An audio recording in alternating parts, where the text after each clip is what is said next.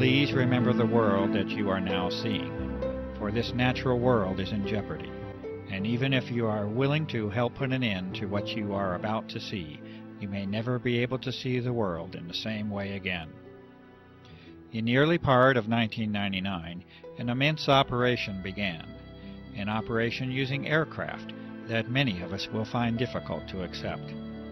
This operation involves a dispersal of massive amounts of fine materials into the atmosphere, and the implications of these actions are grave and far-reaching, and they strain the limits of understanding. There will be counterclaims to the evidence that is presented within this film, and you will be told that all is normal and as it should be. You will be told that there is nothing to be concerned about, and that all is as it has always been.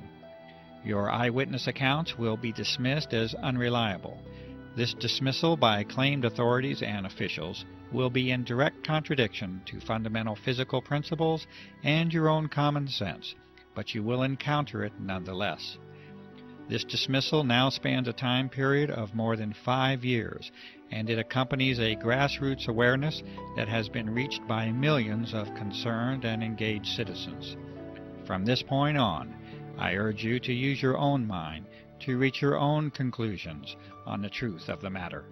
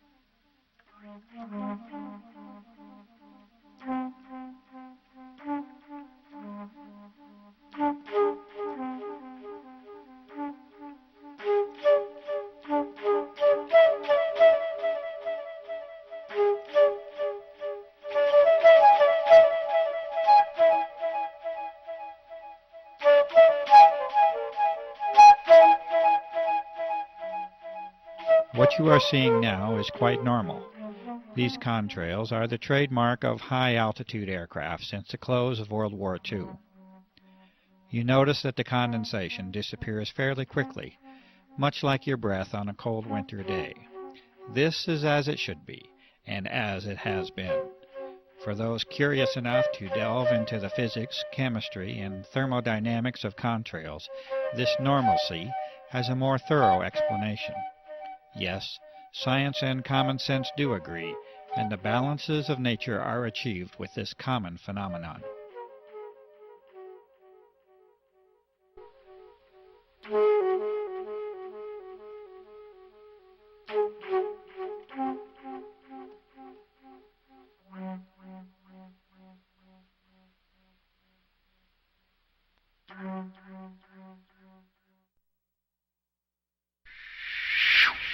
And now we must take a different turn, a turn to explore an unusual world that now surrounds us, and yet a world that many of us remain unaware of.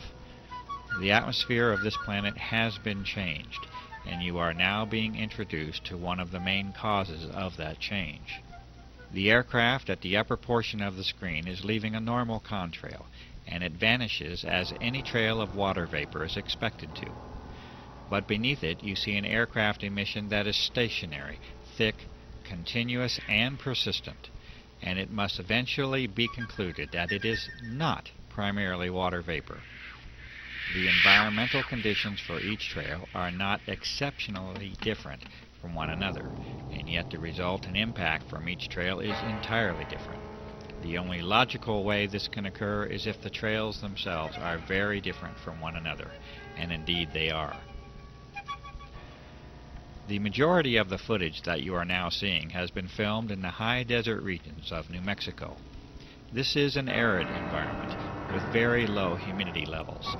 It is, in fact, a classic region for conventional contrail formation. Contrails themselves can and do form easily in a low humidity environment. In the past, the passing of a short-lived contrail in the high, clear desert sky was an innocuous and frequent occurrence. Cold and dry conditions, exactly those conditions that are normally found in the upper atmosphere, are extremely favorable to contrail formation. The humidity levels of the upper atmosphere are actually relatively low, and is one of the very reasons that most clouds occur in the middle of the troposphere, being the lower portion of our atmosphere up to an altitude of approximately 7 miles or so. As this examination of our atmosphere continues, we will be now required to consider 4 types of events or phenomena. In addition to the customary existence of clouds and contrails, we must now consider a new entry, that of the aerosol.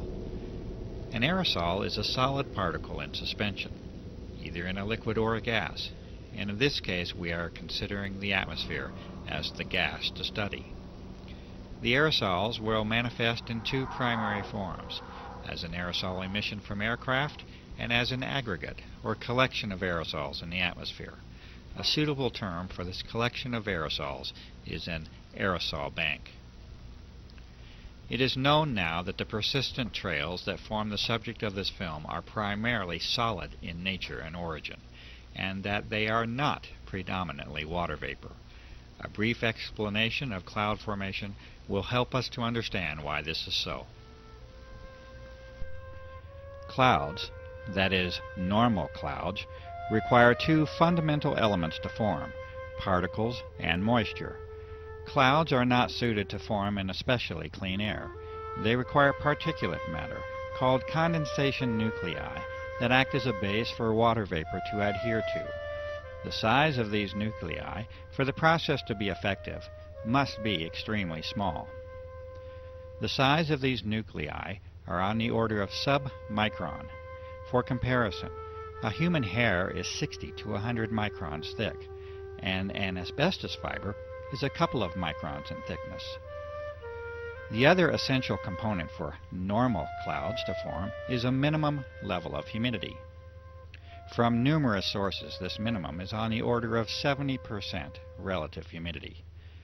Notice that the requirements for cloud formation and contrail formation are already entirely different from one another. This is because they are entirely different phenomena based upon entirely different physical principles.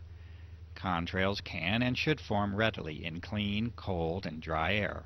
Normal clouds, on the other hand, require higher moisture levels and a particulate or aerosol base from which to develop.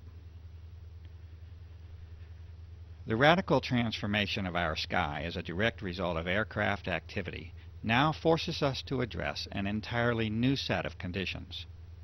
Aircraft are now repeatedly dispersing materials into the upper atmosphere at flight altitude, roughly from 35,000 to 40,000 feet. These materials expand rather than evaporate, and they usually transform into an unsightful haze that over the recent years has decreased our general visibility down to ground levels. One of the remarkable facts is that this commonly now occurs at very low levels of relative humidity, on the order of 30 to 40%, instead of the 70% or greater that is associated with cloud formation. And so we know now that these are not clouds in any conventional sense. They are indeed a unique and artificial creation that now crosses new thresholds in the atmospheric and geophysical sciences. There is one way that such a transformation can be made, and that is with the introduction of vast quantities of an extremely small, water-loving metallic salt at flight altitude. This transformation cannot be achieved with water vapor alone, and the emissions under examination are indeed not water vapor. They are solid, and they are well entrenched into your air supply. These important conclusions are at the very heart of the aerosol operations that are being disclosed here. These changes in the very atmosphere that we breathe have a fundamental impact upon the life of this planet, and these aerosol operations have many potential applications that reduce the sanctity of that life. These operations are being conducted. They are being conducted without your participation or your informed consent. They are affecting your life, the lives of those you know and love, and the very life of the planet itself.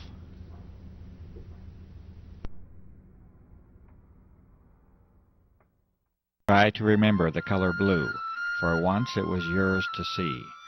The blue sky is your birthright and a source for joy, and it remains at the very core of our existence. There are factual reasons for the blue color of the sky, which can certainly be traced to the cleanliness and clarity of the air that you breathe. But please do not lose the wonder of the sky itself, the magic and emotions that you have once shared with the earth in all of its glory. These are more than facts, reasons, and observations. They are the experiences and memories of life itself.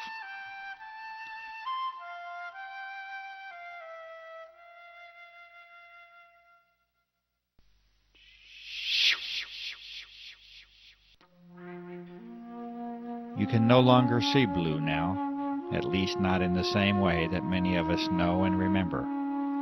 Your horizon has largely turned to white, and there is a very good reason that this is so. These fine, solid materials, or aerosols, are now in your way, and you will see clearly no more.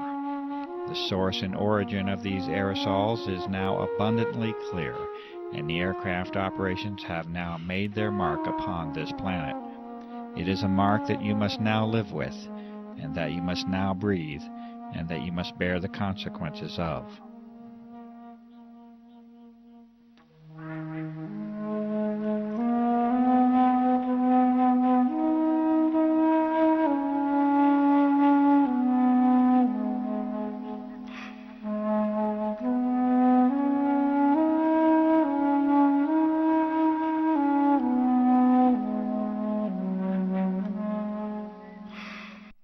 That is, unless we all become aware of the level of damage that has already been done, and unless we act together to reclaim our planet and its atmosphere. These images were taken in what was once one of the cleanest locations on the earth, and that is the high desert of the Southwest. You may now see for yourself the daily reality of your existence, and it is a sad change that we have allowed to occur. Please, remember the color blue.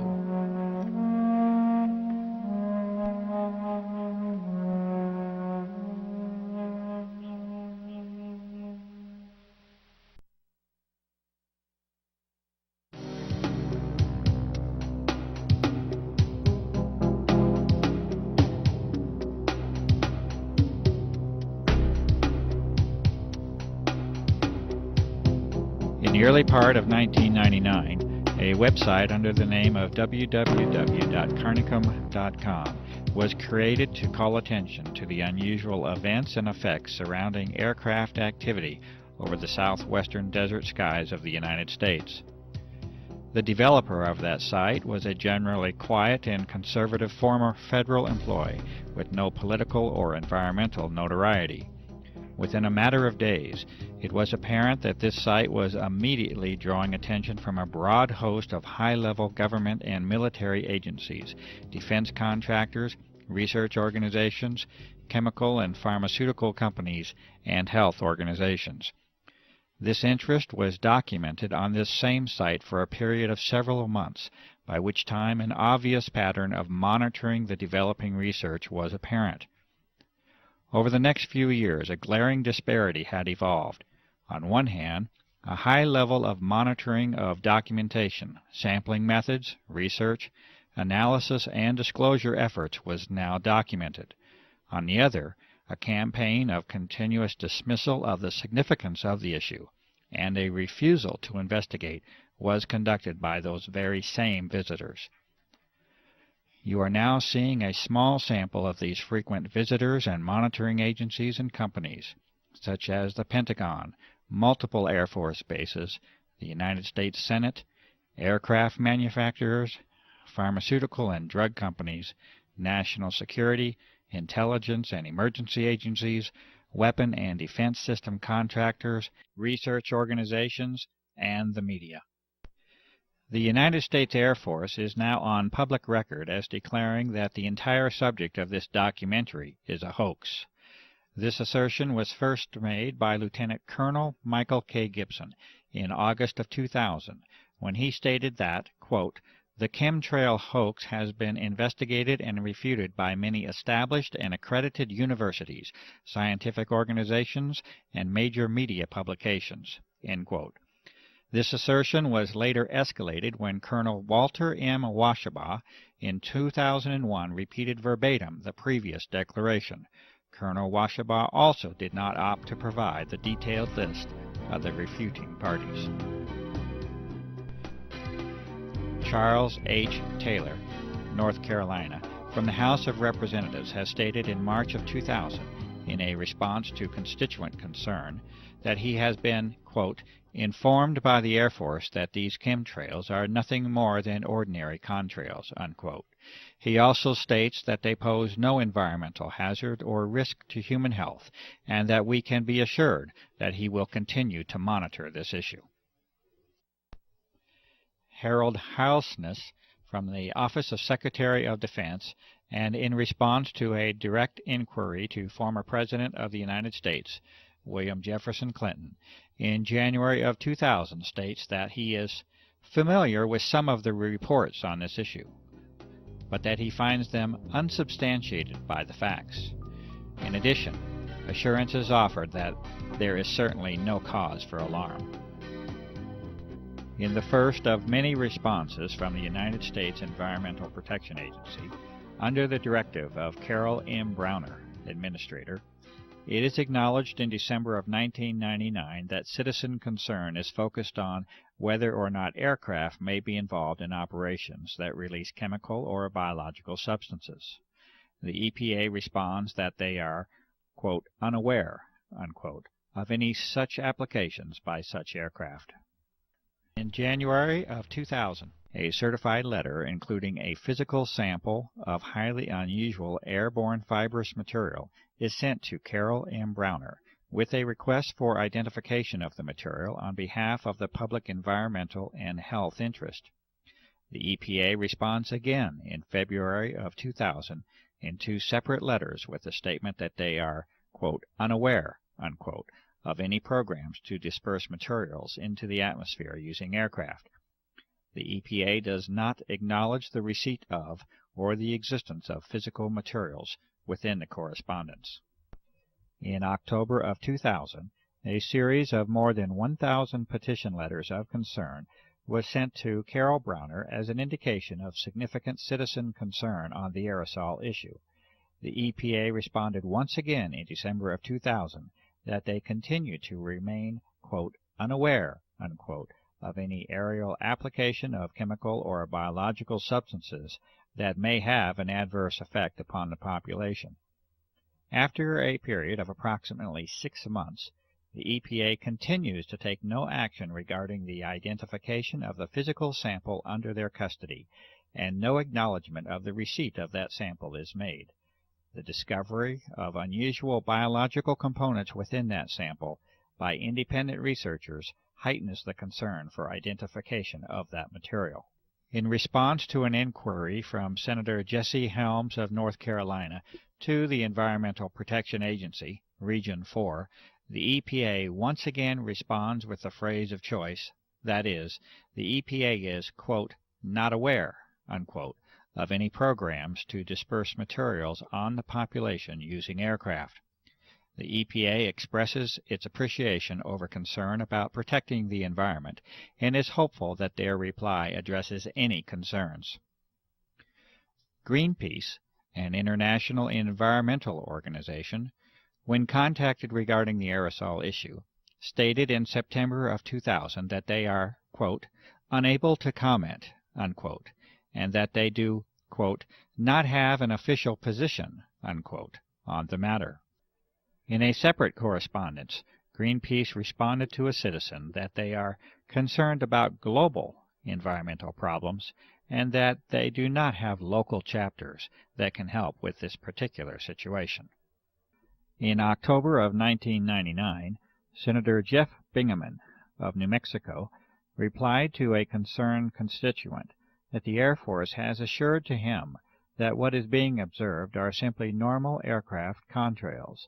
It is further stated that although there may be the appearance of an aerosol operation, this is not the case. Senator Bingaman also informs the constituent that he will ensure that the Air Force will reassure people about this issue. United States Senator Richard Lugar replies to a constituent in July of 2000 that what is being observed is simply a normal contrail, as has been seen since the close of World War II.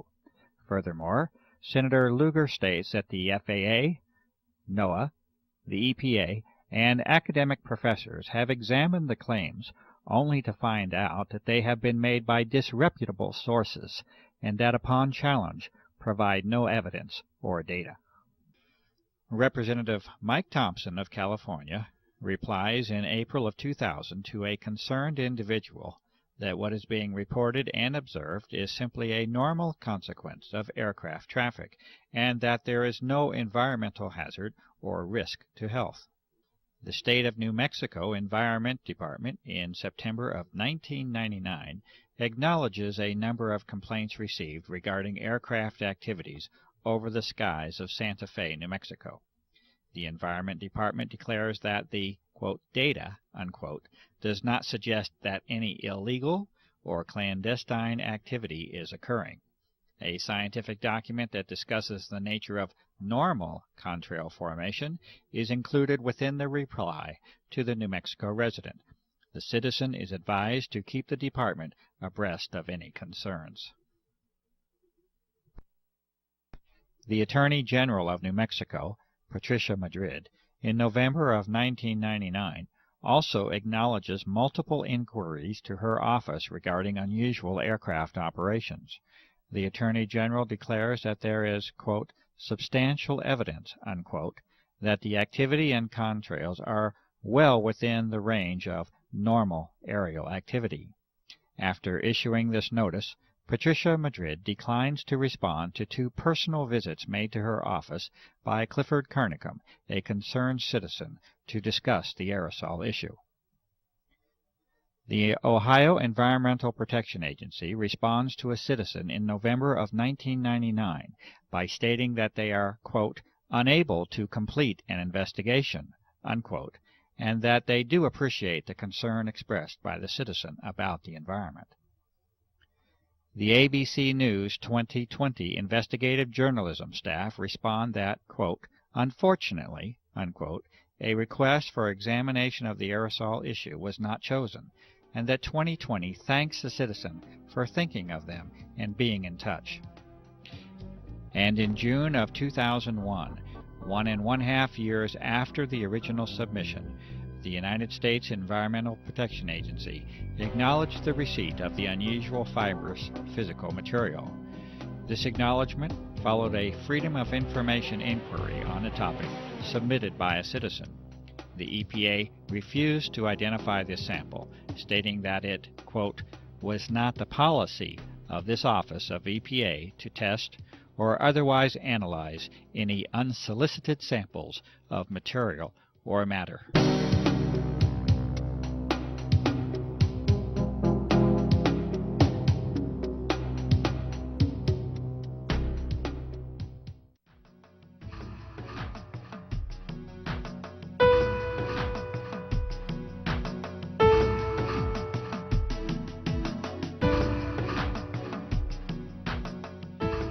Since the beginning of 1999, a series of more than 36 scientific, physical, observational, and analytic methods have been used to examine the dramatic alteration of the atmosphere that has taken place. These tests have been conducted with much labor, time, and expense.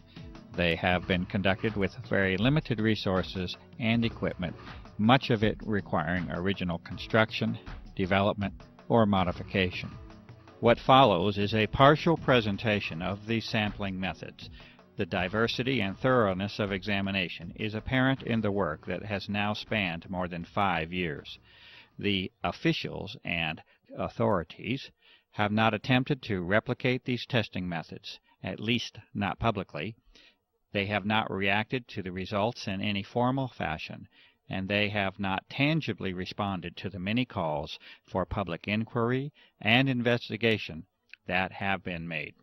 The methods and results of all testing procedures are available on the website www.carnicom.com, and this research represents a substantial body of information that may be helpful in interpreting the designs and motivations behind the aerosol operations. Essentially, the method is one of reverse engineering for a global covert operation, and there is no limit to the work that remains to be done. These findings, conducted for more than 5 years, are offered to the public. These studies begin with an examination of chemtrails themselves, a very common and ordinary phenomenon involving the freezing of water vapor into ice and their subsequent dissipation through evaporation and mixing. Meteorological studies of chemtrail formation and cloud formation have been made. Visibility standards and their reduction from a maximum of 40 to 10 miles have been called to attention. A study of pH, or of acid and alkalinity level, of rainfall has been conducted by a network of concerned citizens across the country. Highly unusual statistical results are present in the vast majority of these studies. Telephotos have been captured in the earlier phase of operations that directly show emissions from aircraft that are in complete defiance of any normal contrail formation. These unusual emissions are not a result of environmental conditions. They originate from the aircraft and can be shown in these cases to have no dependence upon even the engines of the aircraft.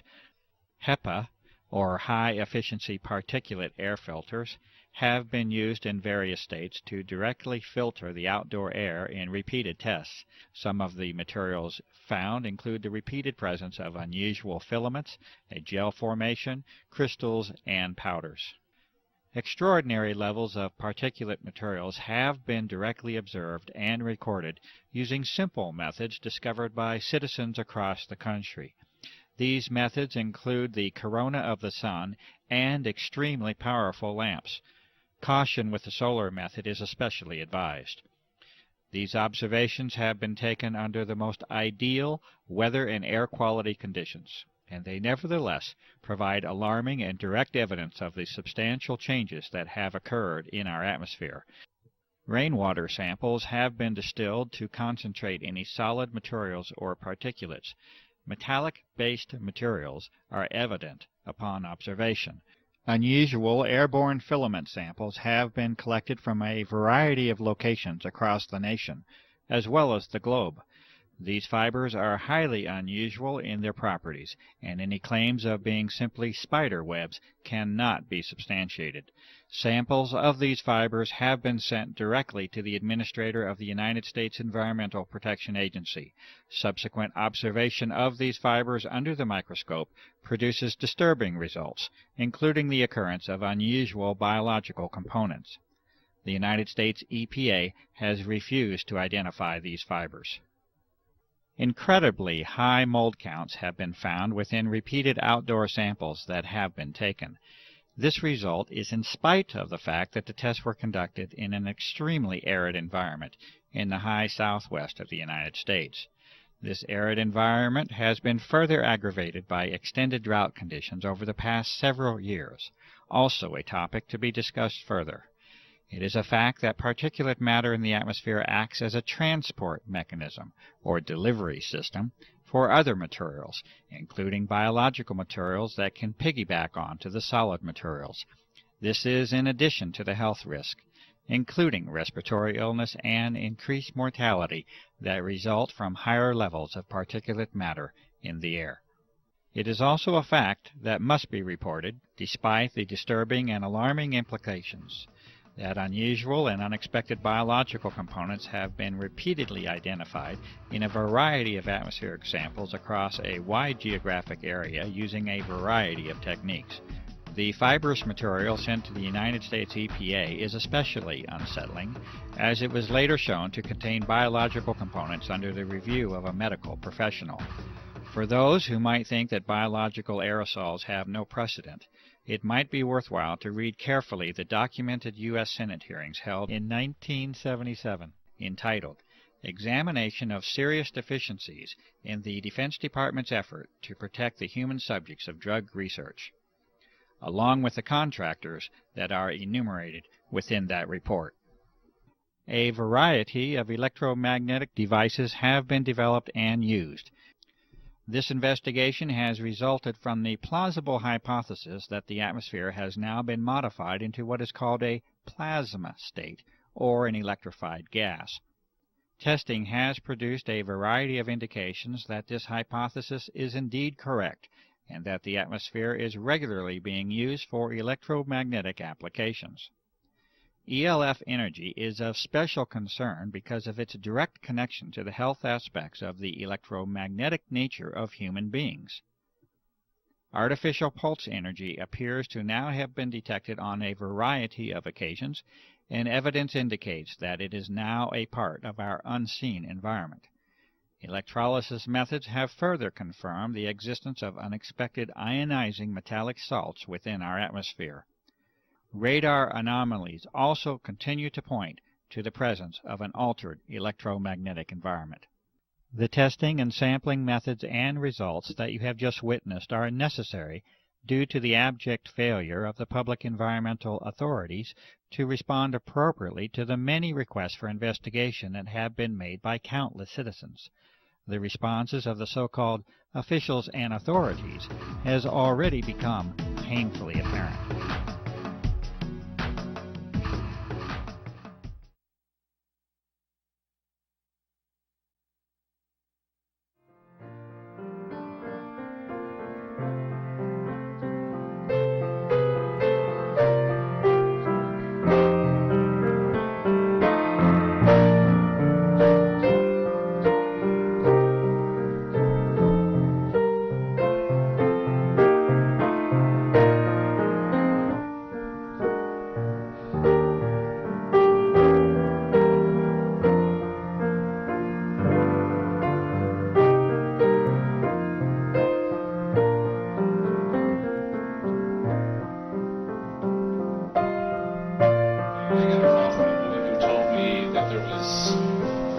Jet spraying stuff in the air. I went outside, I looked out, it was in the morning, and lo and behold, there was, what I thought were contrails, numerous jets spraying, probably 4 or 5 jets.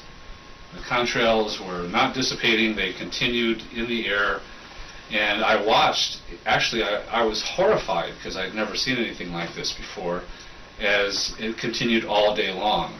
And the result was, within a couple hours, the entire sky was totally blotted out with this messy white haze.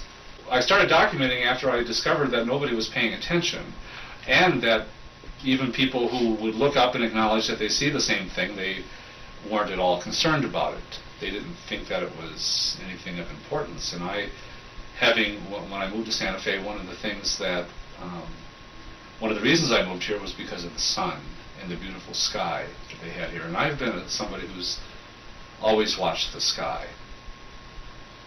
And the sky here was deep blue and beautiful, and it was something that gave me energy. It was just something that just elevated my spirit every time I saw it, no matter how bad my day was going. If I could get outside and see that beautiful sky and those big fluffy white clouds, everything was okay.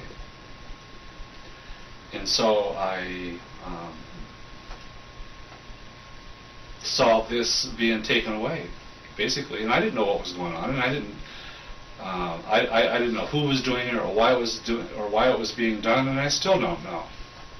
But what I do know is that it is being done, and it wasn't natural. The jets would come, and I know enough of, I have a degree in science, I have a doctorate in science, so I consider myself to be maybe not an expert in this particular thing, but I know how to look at things, and I know that that if you pass natural sunlight through a substance and it gives off a color, it's usually identifies that substance. There's no two substances that get the same color in solution. So I knew that I was looking at something that was other than water, because that would have made what we know as a rainbow. It would have pretty evenly distributed bands of color all along the spectrum. Well, because I was trying to convince people that it was actually happening and it wasn't normal, I began to try to see things that I could point out to the sky while I was with them to say, well, look at this. How do you explain this? And I learned a little bit about meteorology and the atmospheric conditions necessary for even a contrail to form and persist, much less ones that just dissipate, and found that there were no laws of physics that supported this activity or the explanation of this activity as a normal water vapor or frozen vapor trail. And so I came up with things like, well, all of a sudden, the jet goes overhead, and in the same sky you'll see 2 or 3 jets passing overhead, and there's nothing. You can barely see the jets because they're so high up. And other jets come into an area, and all of a sudden the white trail starts all of a sudden coming out of the jet, and then it stops, and then it starts again. And I've seen a number of occasions where they just did dashes across the sky. And I stops and I talked to a few pilots, and I asked them, well, how can you do this? And they, first of all, they did not believe that anything untoward was happening, and they said, well, you can turn your engine off. I said, would you do it over and over again? He says, if you're nuts, the sky's gone from a deep blue to kind of a silvery white with a little hint of blue in it. Even on the best days, when you don't see a lot of activity overhead for even a week, it never comes close to the deep blue it used to be. And I started noticing, especially by March of '99, April of '99, people were becoming very, very ill. At the time I was working in a healthcare facility, and I was seeing a lot of upper respiratory disease happen. And over the years, I've watched more and more people come down with asthma, and you can hear it. You go into the supermarket and you find children, children that are 2 and 3 years old, and you can hear them wheezing. You can hear rails in their chest. I mean, this is very unusual. I still really do not know why this is happening. I mean, I've gone the spectrum. I've gone the spectrum from thinking, oh my God, they're trying to kill all of us, to maybe they are trying to, protect us from cosmic radiation that may damage the planet. Ultraviolet or X-ray radiation that's coming because the upper atmosphere has been rended in some way, has been torn in such a way as to let those things through.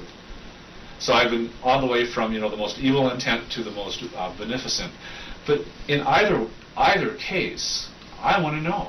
I wanted to know.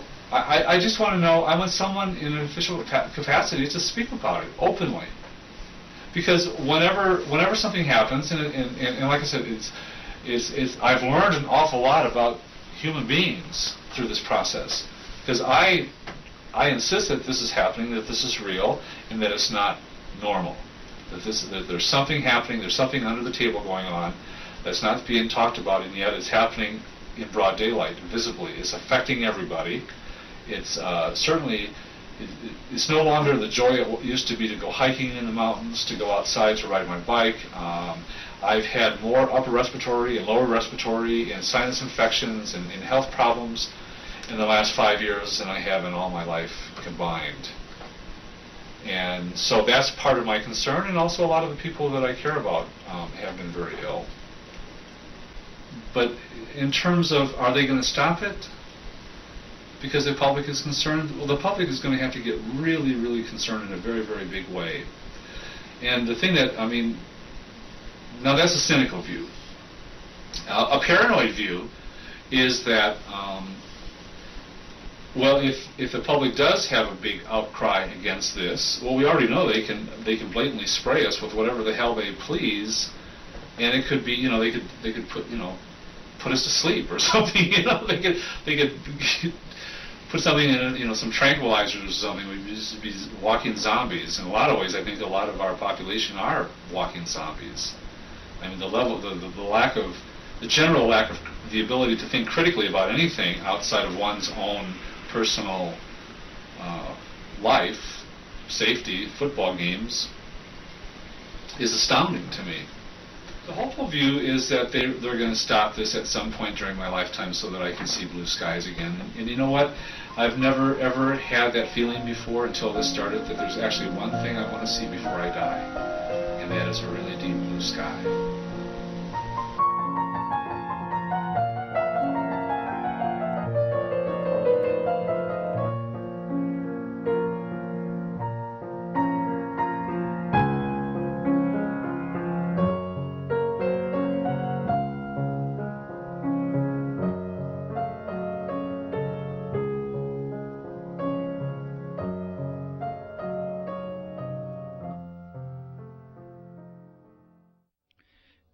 The following is a transcribed interview between Clifford E. Carnicom and Gwen Scott, naturopathic doctor and former CNN broadcaster, recorded in February of 2004. Question: when did you become aware? When did you find out? How did you find out about the existence of these operations, and whether they are real or not? Response: well, it's interesting, because I realized that if I had been any place else on the planet, I might not have noticed. And so I am wondering how I ended up in the catbird seat to actually observe this operations. As you know, I live in a very rural area, and when I first moved here, the air was pristine. We had deep, deep blue, azure skies, thousands of stars literally at night. Probably one of the least polluted air supplies in this United States, because New Mexico is a very rural state, very few people, very little industry. It's one of the things that drew me here. So here I was sitting, reading in front of a 5-foot by 5-foot bay window one day, and I see these jets. I assume they're jets. They're high and they're going fast, and they're not leaving the little 2-inch things that I'm used to seeing. They're leaving those huge plumes through the sky that spread out, and by 3 or 4 in the afternoon, it's foggy. It's so thick I can't see the mountain range. I can't see anything. And it's been continuous and ongoing ever since, to the degree now that the skies are so degraded that we never see deep blue skies anymore. Stars at night are hard to find. Everybody is getting accustomed to the pale blue, often white skies that we live with. But I see them going over, and I've taken hundreds of photographs showing this is not your normal contrail that should dissipate. Question: you notice a distinct change then from the 1990 era? Response: distinct is not the word. Dramatic, devastating, you can pick out any adjective you want. It is dramatically changed, the atmosphere. Dramatically. Yes, extremely distinct. Question: you live on Native American Indian land here. What is the sense of and the reaction of the Native American community to what is occurring? Well, it's interesting. I figured if anybody would pick up on it, it would be the Native Americans. And so I immediately went to friends of mine in the community and said, have you guys noticed? And they are like, oh yes, we know absolutely what is going on. In fact, all 13 of the Pueblo governors had a meeting in secret to discuss it, what they would do. Would they come out and protest it openly? What would they do? And after this meeting they determined the following things. No, they would not.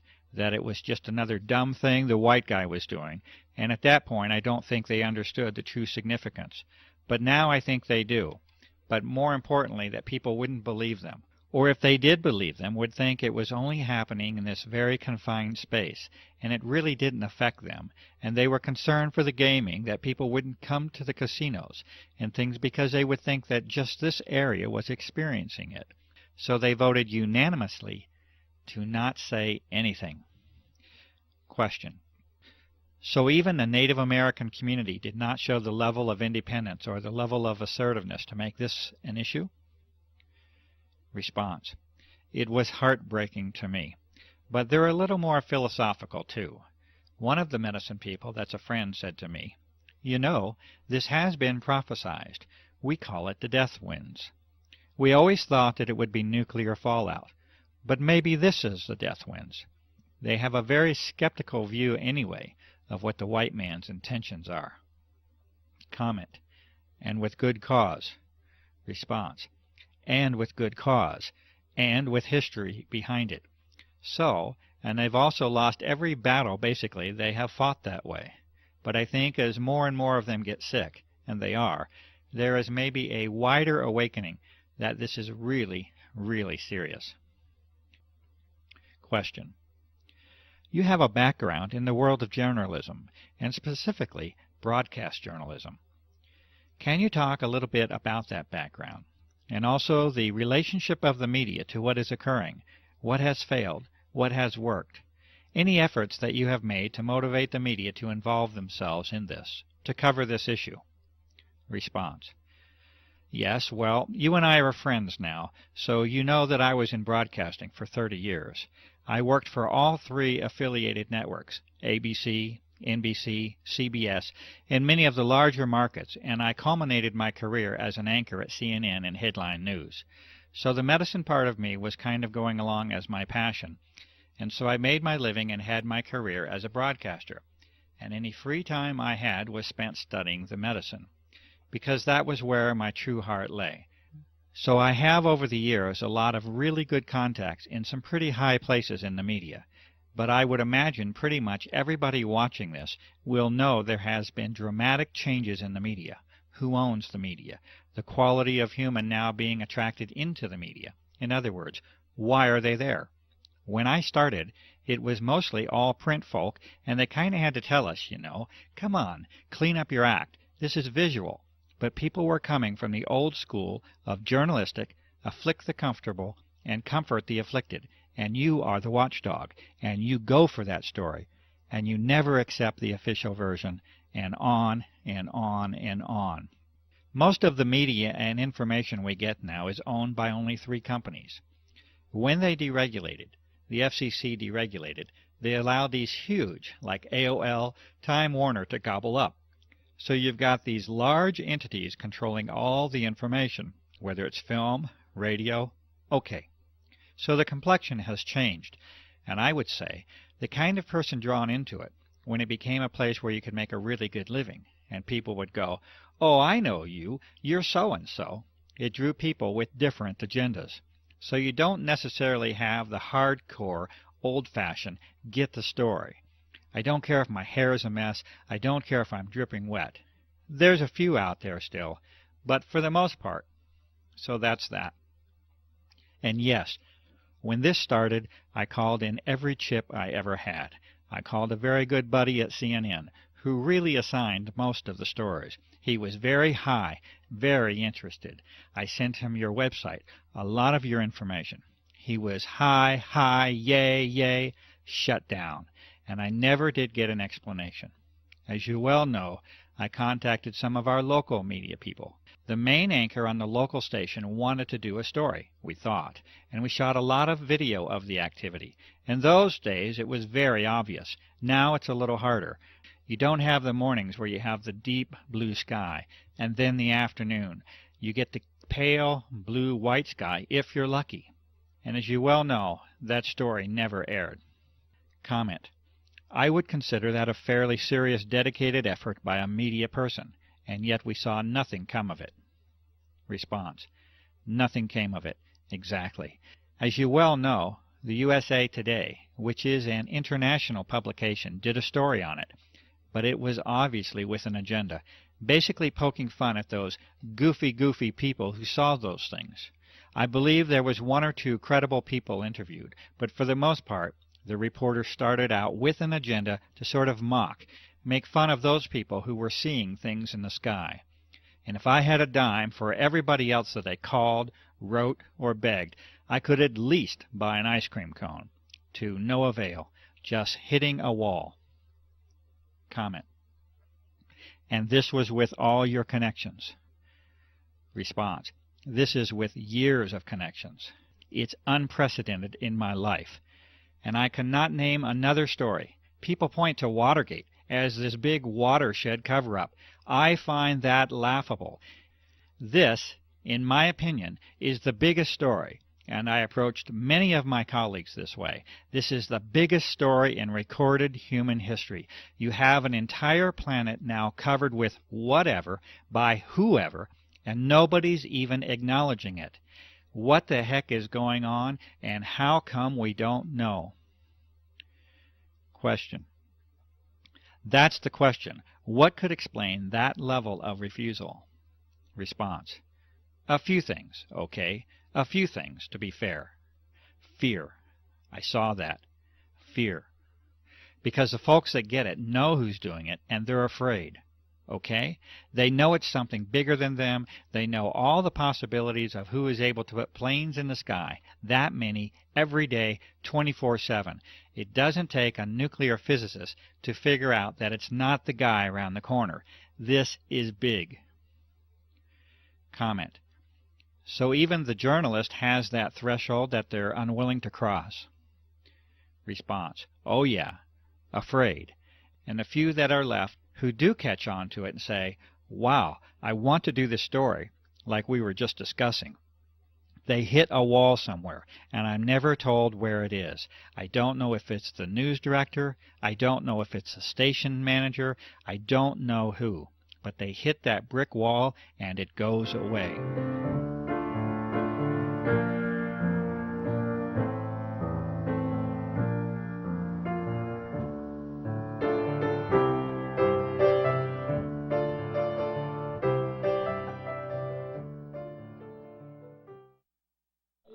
Alex Merklinger's Mysteries of the Mind. It is the world that has been pulled over your eyes. As you know, I've been a pilot for over 40 years. I've been flying. I stopped counting my hours at 3,500 hours, which is a fair amount. I've owned 7 airplanes in my life. I have ratings all the way up to twin IFR. I am not jet rated, but you know, everything else. But today, Clifford, when all of a sudden you see these trails in the sky in the morning when you wake up, and by late morning, early afternoon, the sky is totally overcast. It is not natural. The government and other people say, oh, well, that's a contrail, condensation, contrail that all planes do at a certain altitude. And I said, you don't know what you're talking about. Yes, there are contrails. Go back to World War II, we had contrails, but they didn't last. This was, you know, in those days it was condensation of moisture, and then it dissipates after, I don't know, maybe depending on the altitude, maybe a minute, maybe a little over a minute, but around a minute, and it's gone. These things last all day long, unless there's a strong wind and it blows out of the way. Now it's gotten so bad, and I talk to people, as you know, all over the world, and it's happening almost every country that I'm aware of in the world. We have listeners in at least 50 countries that we know of, and people are always reporting back. If we get into a discussion or times that you have been on the show before, people come back and just report incredible experiences. They have a lot of respiratory problems. They never had that before. People are having a lot of sinus problems. They've never had that before. And it's always after they have been inundated with some of these sprays. You also asked about, you know, how do people feel about it? They are extremely concerned because there seems to be something that is happening that is affecting them physically, and in some cases even emotionally and psychologically. So there is a drastic change in what is happening around us in 5 years, 5.5 years, and people have never seen this or experienced this before.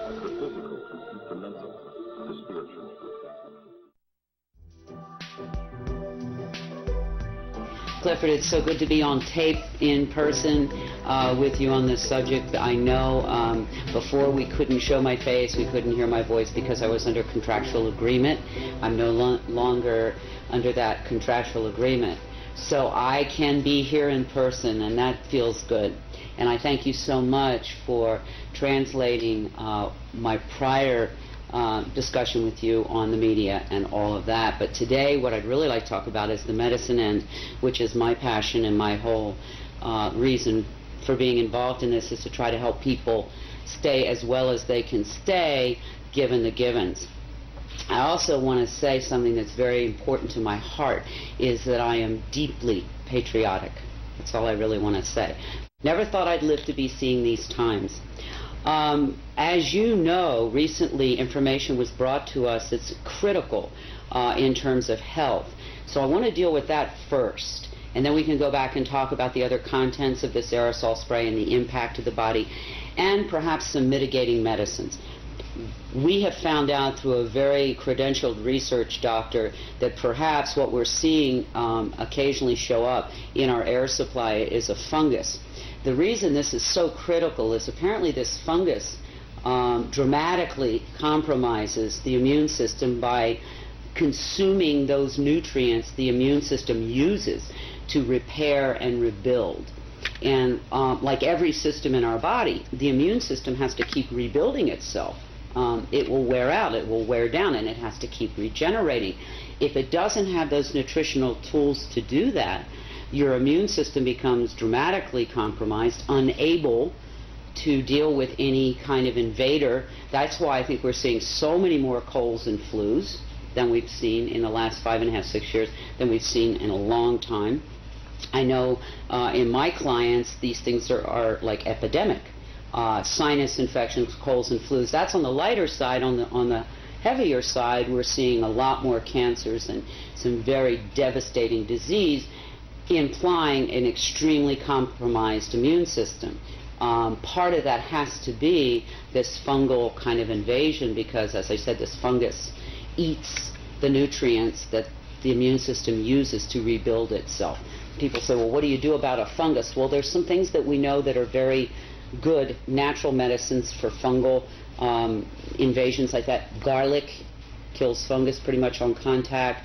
The Chinese mushrooms, reishi, shiitake, maitake, particularly in extract form, have been have a lot of efficacy. Caprylic acid, which you can find in any health food store.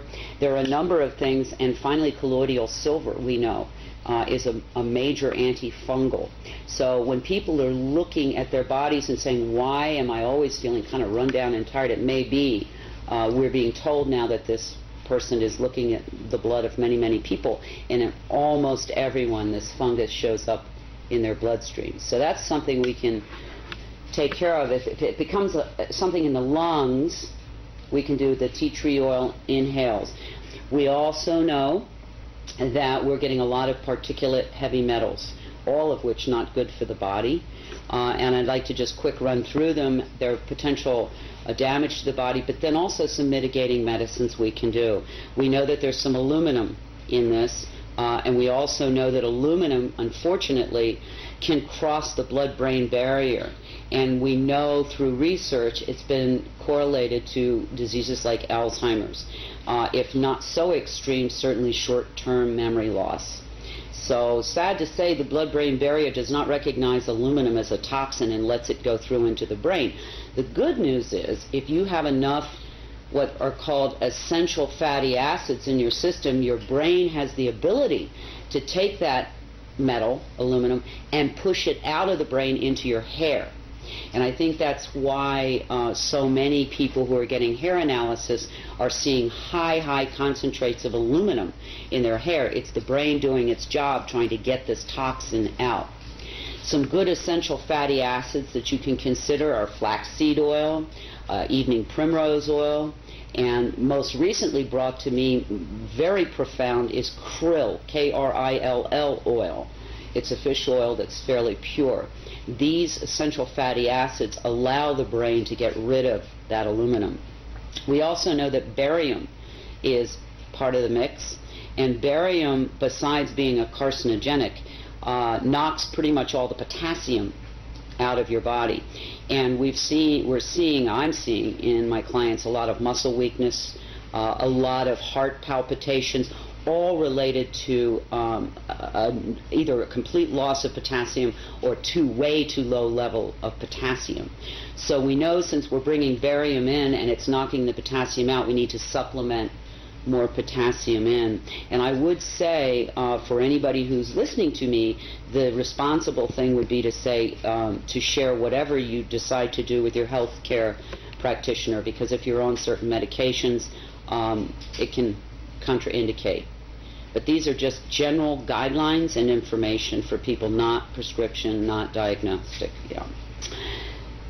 There is also apparently some titanium in this mix from your research, again, another heavy metal, and magnesium. And for a long time, I could not understand why that would be a bad thing, because we're always encouraging people, to take some magnesium in. However, my brother, who's a physicist, accidentally gave me an answer that I had been seeking 2 or 3 years, why I was seeing so many blood clots and thick, sticky blood platelets. And it's epidemic now, and constantly running commercials for blood thinners and on and on. Well, he tells me when you combine an aluminum ion with a magnesium ion, it clots the blood. So we have both of those in this mix. My personal choice is ginger root for blood thinning. I take ginger root capsules every day. There's also an herb called ginkgo biloba that also thins the blood. But this is a very important cautionary. If anybody is on a pharmaceutical blood thinner, do not add in any of these other remedies, because you can get your blood so thin that if you cut yourself, your blood won't clot. So it's dangerous. So if you're on any pharmaceutical blood thinner, do not add in ginger root and ginkgo biloba and those kinds of things. But if you're not on a pharmaceutical, these are good natural things you may want to consider in terms of thinning the blood. And then there's I get this question all the time. People say, well, what can we do, to mitigate some of this? I mean, it's in every breath I take. That's something I think is hard for people to understand. This is not something previously I could say to people, please don't eat margarine. Please don't drink tap water. These things are not good for you. I cannot ask people not to breathe. But what I can say, there are things that you can do to mitigate the amounts of it that you're taking in. One thing that you well know I do is when I'm outdoors, I wear a mask. It's not comfortable. It looks silly. I get stares. But I have to tell you, since I've been doing that, I've noticed a big improvement in what kind of symptomology I've had to deal with. Also, there is something, a very good all-natural substance called diatomaceous clay that has the unique property of attracting heavy metals to it, then binding with them and allowing your body to then send it out through your bowel. In most health food stores, you can find it under the name of bentonite. You have to make sure, though, this diatomaceous clay that you're taking in is food grade, because they do have diatomaceous clay at the nurseries, and that's not pure. But if you go to your health store, or if you know somebody who has food grade diatomaceous clay, that is something I do daily to try to begin to remove these metals, because all heavy metals are detrimental to the system. Again, flaxseed oil, krill oil, the omega-369 oils, very important, particularly for brain function during these times. Potassium supplementation. And another epidemic is sinus infections, and that colloidal silver nasal spray I use, and I've had a lot of friends use it, and it's very effective with helping to clean up those sinus infections caused, I'm sure, by all these particulates. I don't know if you know, one of the top respiratory specialists in the United States was recently on the Today Show. He's written a book called something about the breathing crisis in this country. And he told, I think it was Katie Couric, I don't recall, who was interviewing him, maybe Ann Curry, that death or mortality from respiratory disease had gone from number 8 5 years ago to almost number 3. That's huge. That means that the third leading cause of death now in this country is breathing. And one has to wonder what could have happened in 5 years to have created that kind of crisis, is the only word I can think of. So this is something that anybody who breathes, and I'm assuming that's anybody who might be seeing this documentary, needs to be concerned not only for themselves but everyone they love. This isn't like a firing squad where everybody goes down and you get to watch it at one time.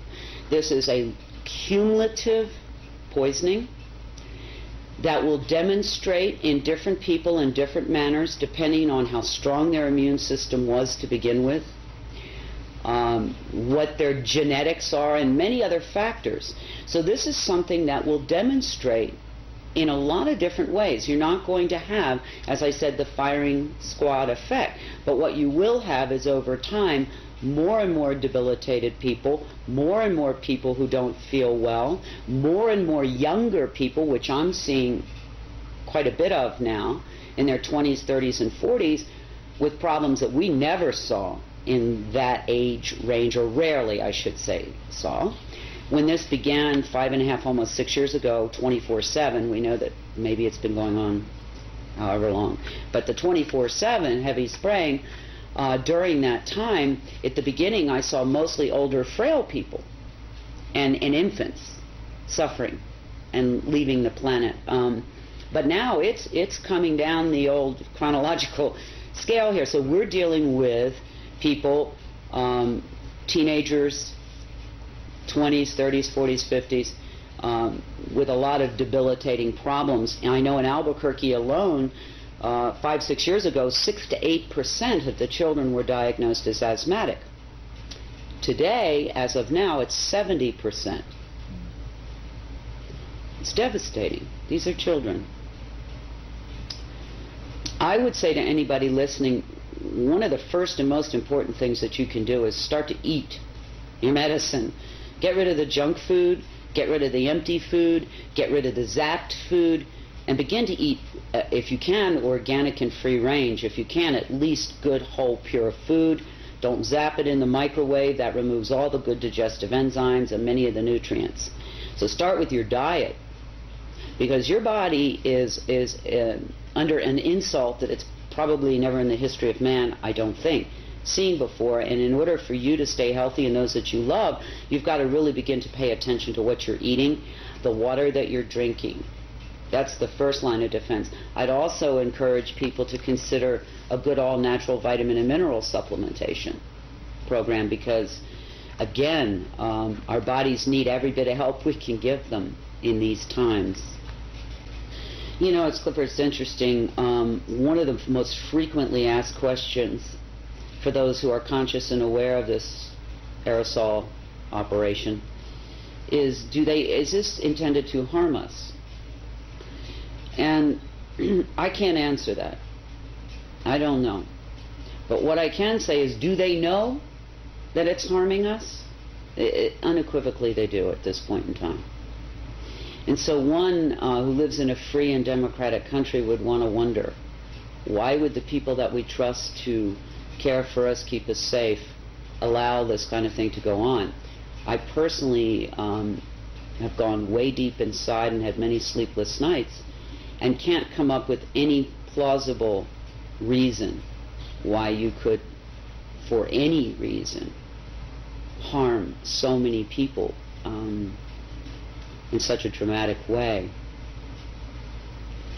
And so I would say, if you are like me, you love this country, you're deeply patriotic, that take advantage of that freedom that we are given here in this beautiful land of democracy. Make your voice heard, ask for an explanation, ask for a discussion, so that we can determine if this is something we want in our air supply. We can't just keep ignoring it. It's not going to go away. It's just not going to go away unless people of consciousness and conscience decide to get up off the couch and do something. And they can decide what that something is. Because if they don't,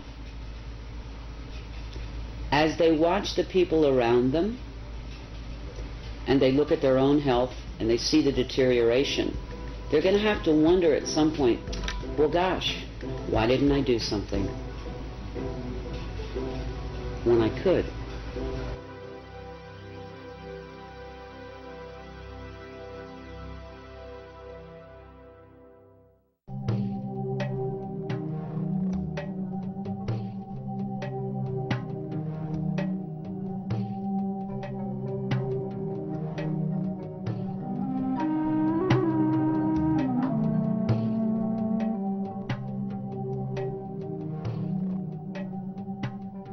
after confronting the reality of the changes that have been made to the planet, it is a natural question to ask, why? Why would anyone want to? And who would want to alter the very air that we all breathe?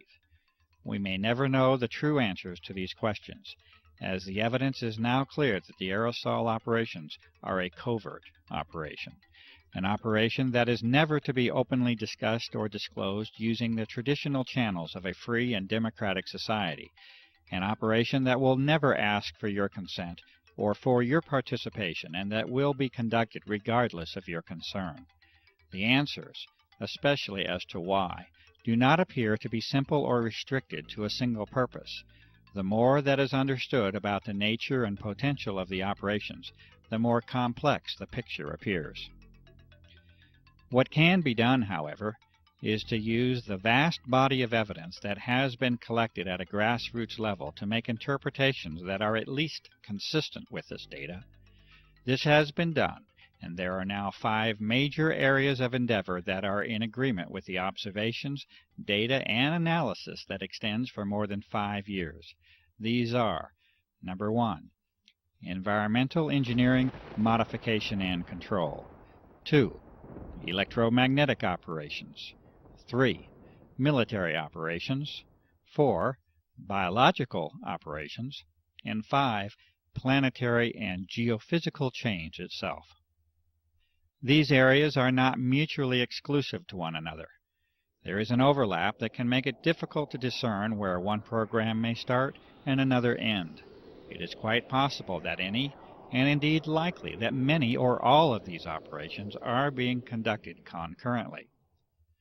What can be done within this brief segment is to explain how and why these types of programs are consistent with the broad spectrum of evidence that is now available to examine. First, with respect to environmental engineering, modification, and control. The evidence now shows that the very physical nature of the atmosphere has been changed. The best information leads to the conclusion that a hygroscopic, or water-seeking salt, is a dominant component of the aerosols that have been introduced. It is also an observation that has been confirmed over and over, and this is that the operations frequently, if not usually, are conducted in advance of approaching moisture and storms. These salts have the usual effect of locking up that moisture with the solid particles, and to generally reduce the impact of, frequency of, and the amount of moisture that reaches the ground. This is one of the simplest interpretations that can be made that is supported by countless observations, and this is that the moisture levels of weather systems have been altered.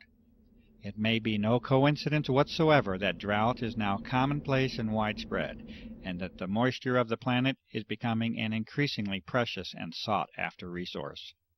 There are those who make claims that the aerosol operations have an intended, benevolent objective to mitigate the effects of global warming. It is also apparently accepted within that same claim that it is best that such an intention not be internationally discussed in public, and that you are best off not knowing about it. Unfortunately, the data does not support the contentions of benevolence that have been made, and in fact the majority of the data can be considered to have detrimental and potentially disastrous consequences to the life and ecology of this planet, including humans.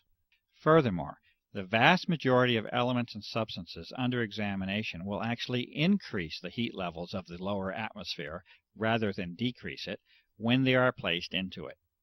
This is exactly what the observations themselves support, and that is that drought conditions are exacerbated and aggravated by the introduction of the aerosols, and not mitigated, as many might choose to believe.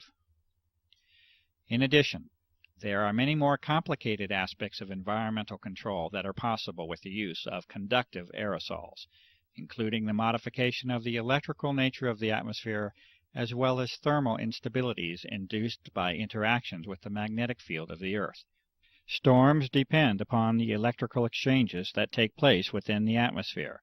Lightning is the result of electrical imbalances that occur in the electrical fields between the Earth and the atmosphere, altering the collection and distribution of rainfall, interfering with the electrical exchange of energy and producing thermal or heat instabilities, All of these point to a very realistic assessment that environmental modification and control is likely a fundamental agenda within the aerosol operations.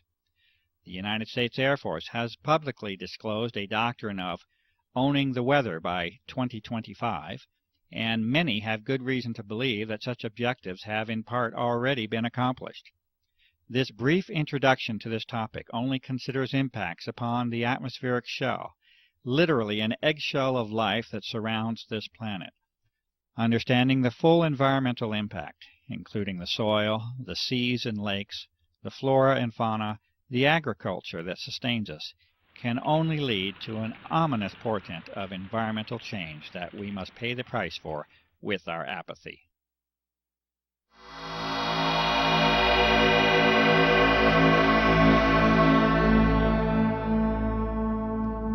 Not only are the moisture and heat characteristics of the atmosphere altered with the introduction of aerosols, but the electromagnetic properties have likely been changed as well. An ion is a charged electrical particle, and all of the data supports the claim that massive amounts of easily ionized particles are another important part of the grand geophysical picture. There are some elements that can actually become charged with the energy from ultraviolet light and even visible light in some cases. Barium is one such element that falls into this category. The implications of being able to modify the atmosphere electrically and magnetically are enormous, and a variety of physical methods that are used to transfer, manipulate, control, and propagate energy in that medium must then be considered. As an example of how a small change can produce a major effect, consider the following statement from Lancaster University in the United Kingdom on the topic of the ionosphere. Quote, "Although less than 1% of the upper atmosphere becomes ionized, the charged particles make the gas electrically conducting, which completely changes its characteristics. The ionosphere can carry electrical currents as well as reflect, deflect, and scatter radio waves." Unquote. What we see, therefore, is that a small change in the electrical properties of the atmosphere, be it the upper or now lower atmosphere, completely alters the way in which that shell around the Earth can be used. This concept introduces us to the topic of plasma physics, which may be more in the grasp of common understanding than might first be believed. Most of us are familiar with a neon or fluorescent light tube. This is a perfectly common example of what plasma physics is about. In that tube, there is an ionized gas, and energy can easily be sent through that tube to produce the effect of light in that case. A plasma is an electrically conductive gas. This means that there is a source of ions and electrons within that gas, and that these electrons can be used to carry current. We have seen that it takes very little change to produce a large change in the electrical properties of that gas, and the effectiveness of energy transfer and accumulation is governed primarily by the number of electrons that can be introduced into it. The term that describes this is electron density, and it becomes increasingly important in our understanding of the likely goals of the aerosol operations. Multiple measurements of atmospheric conductivity levels, extremely low frequency and very low frequency radiation, as well as magnetic variation, support the claims made that the basic electrical properties of our atmosphere have been changed. These two physical properties alone that have been mentioned, that of thermodynamic and electrodynamic change, have the prospect of changing our world so much that even the most conservative of environmentally aware individuals should be aware of the prospect for disturbance and damage. Changes in heat and energy are at the foundation of the life of this planet and all those who dwell upon it.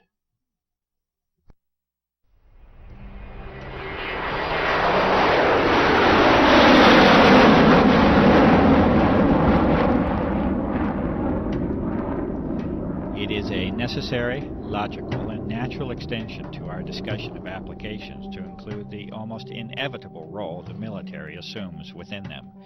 Indeed, the dichotomy of extreme, sustained, and continuous interest and monitoring of the aerosol research by the military and intelligence complex juxtaposed with the public declaration by the U.S. Air Force that this entire subject is a hoax, is curious enough that many of us may wish to seek the truth of the matter.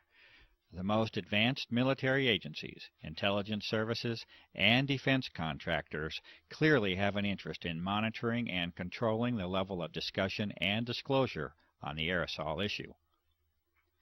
The tools of research and analysis must therefore be used at least in part to compensate for the lack of openness that now shrouds this democracy under the guise of national security. A glimpse into the military window has been achieved, and a central theme will eventually emerge. That is of control. Control in the deepest and far-reaching sense that you may imagine. For when the atmosphere of the planet is controlled, life itself, in the end, is controlled. With a basic knowledge of plasma physics, that is, the physics of an energized gas or atmosphere, it is impossible to proceed further without at least a brief introduction to the HAARP facility and technology. HAARP, or High Active Auroral Research Program, is operated by the U.S. Air Force and is claimed to be simply a research facility.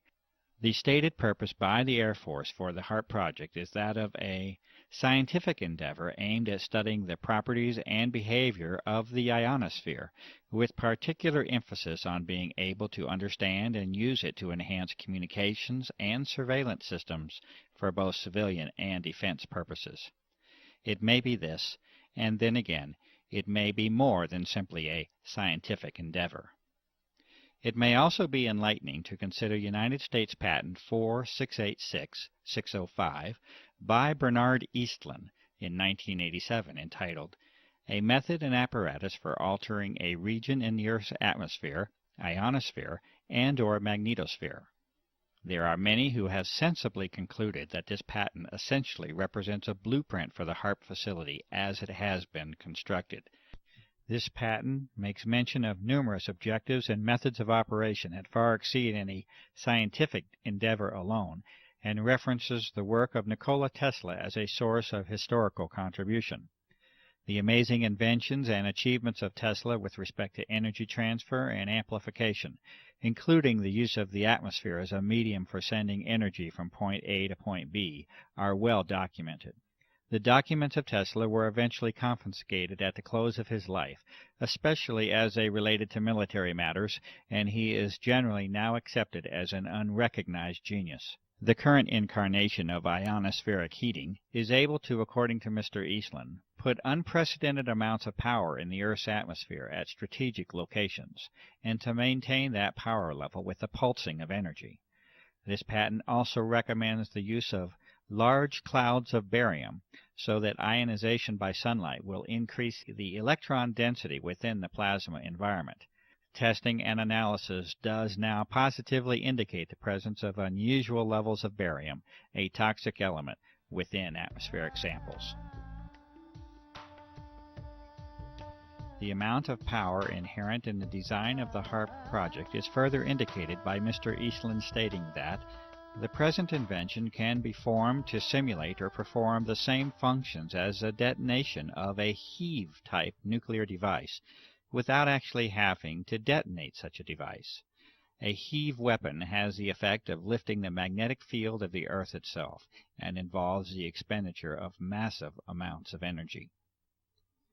The patent is further stated to have numerous military implications, including the enhancement of or interference with communication and guidance systems, including those of airplanes and missiles, radar interference, missile destruction, weather modification, material transport of micron-sized particles, and molecular change of the atmosphere are each mentioned as further applications of the patent design. The executive summary for the HAARP project also specifically mentions forcing the descent of particles from the atmosphere toward the ground using ELF radiation from HAARP. Clearly, environmental modifications, the electromagnetic transfer of energy, and military operations of global impact are already in sight from the existence of these aerosols within our atmosphere.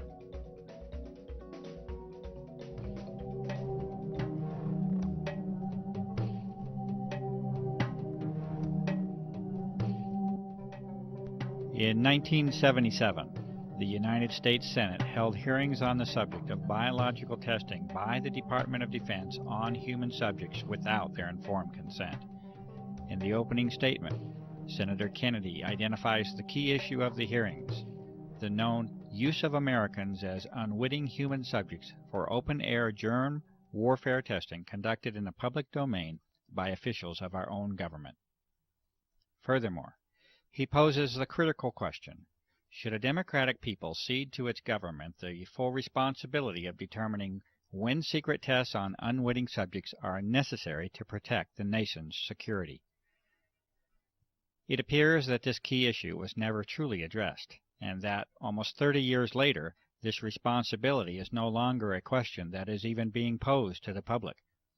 It is a fact, however unpleasant and distressing the consideration may be, that biological components have been repeatedly identified in a series of tests of atmospheric samples over a period of several years. The U.S. Environmental Protection Agency has refused to identify physical material that has been demonstrated to contain biologicals of this same form. These components appear to involve the use of desiccation, freeze-drying, and aerosol distribution methods, exactly the same methods itemized within the private contractor listings of the Senate hearings. Evidence further indicates that extremely advanced biotechnical methods are likely to be a part of the development and delivery process. To date, no professional or public medical professionals have attempted to duplicate the test methods and results, and the evidence continues to be provided only through independent citizen activism. Acknowledgement and response to this evidence by all public officials remains lacking. There is currently no prospect of government hearings on the aerosol issue, and the reality of the evidence continues to be denied by public officials.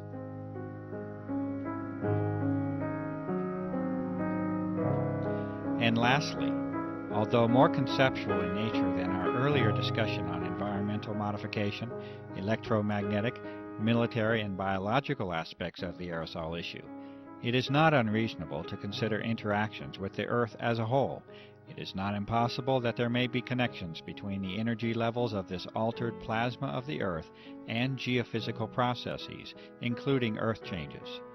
There has been increased attention in recent months by prestigious scientific organizations, mainstream media, and the Defense Department itself on dramatic Earth changes that are foreseen in the not-too-distant future. These discussions center on major climatic change and geophysical field changes, such as the magnetic field. Under disclosure is the likelihood that these changes occur much more rapidly than was previously supposed.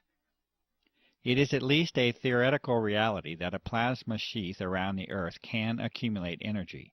This originates from the combination of increased electron density and low-frequency energy propagation. There are many questions that can be asked as to how and if this energy can be harnessed to affect the Earth.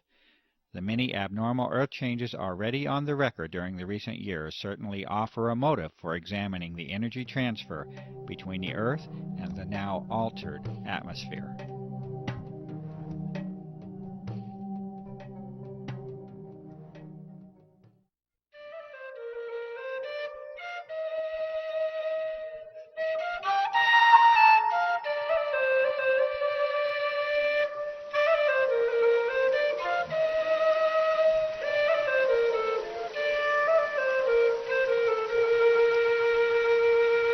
You have seen traces of a world still in a state of beauty, and you have seen the signs of a terrible change. It will be for you to decide if the claims of this documentary are true or not. You have seen the distinctions between what mankind has known for decades to be in harmony with our surroundings, and that which is a product of our urge for technological supremacy over nature. You have seen a clear sky, this blue that was but is no more. The sky that has been taken away from us all. You have been confronted with assertions of operations on a scale never seen before in the history of mankind, and you have been shown evidence that aircraft can alter and have altered the fragile envelope for life that we call the atmosphere. You have seen science and sampling applied to the problem over and over at the grassroots level. Numerous methods have been demonstrated that show artificial and deliberate modification of the atmosphere, including its chemical, thermal, electromagnetic, and physical properties. There are detrimental effects that can be anticipated and that have been observed as a result of these changes in our air, and we must all accept the consequences of the toxic environment that has been created. The health of our home and lives have been sacrificed in the search for dominion and control. You have witnessed a high level of interest in the subject of this documentary by the military branches at the highest level, the intelligence services, the chemical industry, research organizations, defense contractors, bioengineering firms, and the pharmaceutical complex. You have heard the responses of the public, government, and even environmental organizations in response to the innumerable requests by the public for investigation. These responses repeatedly revert to describing phenomena that are normal and commonly observed, while denying and dismissing the extraordinary observations that sensible and reasonable citizens have called attention to. There has been a sustained campaign to ridicule and discredit the cumulative efforts of years of research, activism, and devotion by countless individuals acting from the motive of concern for the health of this planet and its inhabitants. A free and democratic society, if it is to continue to exist, must be able to openly discuss the benefits of technological and military supremacy against the deleterious impact upon the environment that we as global citizens must share. Divine rights of humankind must assume their rightful place amongst the individual nation's right for military security and secrecy. You have heard the responses of only a few citizens and professionals who state their sensible concerns about the impact of the aerosol operations upon our environment and our health. The lack of time prevents the presentation of the awareness that is now known to be shared by a grassroots network that conservatively must include millions of people. The extent of this awareness across national boundaries is apparent, and this network is of global proportion. The control of media information by relatively few corporate interests appears to be a significant factor in the restriction of honest and open public discourse on the aerosol issue. The attempts at ridicule of this issue by the U.S. military establishment should also be evaluated as to intent and motive. You have been provided with an analysis of the potential agendas of the aerosol operations. The conduct of environmental, military, electromagnetic, biological, and geophysical operations are each consistent with the vast body of information and evidence that has been accumulated over a period of more than 5 years. This result has been reached with the painstaking efforts of numerous citizens, researchers, and activists across the country and around the globe. Many of the operations under consideration would appear to regard the welfare of human beings, the life of this planet, and our environment as a low priority. Many people, having become convinced of the reality of these operations, will naturally ask the question, what can I do to help? It is also known from experience in history that many of these same individuals feel helpless and powerless after they confront the immensity and complexity of the operations. They also often become disillusioned after encountering the predictable and disingenuous responses of our public servants. It is also known that the traditional methods of dissent and activism are no longer working, and the political process is failing in a constitutional sense. Petitions have been signed and disregarded. Appeals for investigation are dismissed. Calls for media involvement lead to crafted articles of ridicule. Even the legitimacy of the voting process itself is in question. There is no comfortable, reassuring, and simple answer that can be given to you. This is the reality that we must face. It is expected that any success will eventually result from an enormous groundswell of grassroots activism and open public protest. At the current rate of progress, a timeline of decades can be projected before we reach the level of influence that is needed. The sober counter-reality is that the health of this planet is not likely to give us such a generous allowance of time. Our atmosphere is our lifeblood, and like the proverbial frog in the warming pot of water, we are acting obliviously to our own demise. You will have to use your talents and resources, your gift of life, to help this planet. The role of this researcher has been to give you the best information of what is believed to be the true nature of the aerosol operations. You will have to determine your role and exercise that role while you still have the opportunity to do so. If you are a professional, you must inquire into the ethics of your profession and answer the questions of public service that accompany it. If you are a citizen, you must participate. If you remain silent in the hope of preserving your freedom and security, you are almost certain to lose both. The doctor, the journalist, the scientist, the lawyer, the politician, the environmentalist, the activist, the author, the filmmaker, the fundraiser, the organizer. You must all assume your roles openly, publicly, and quickly to offer any real hope for our survival. I make this appeal to you. This documentary is a not-for-profit venture. It has been made with an appeal to you personally in mind. It may be freely copied in its entirety and distributed. No individual is permitted to distribute this documentary with a profit motive. It has been created for the benefit of the public. Please help us to restore and regain the world that you know can exist.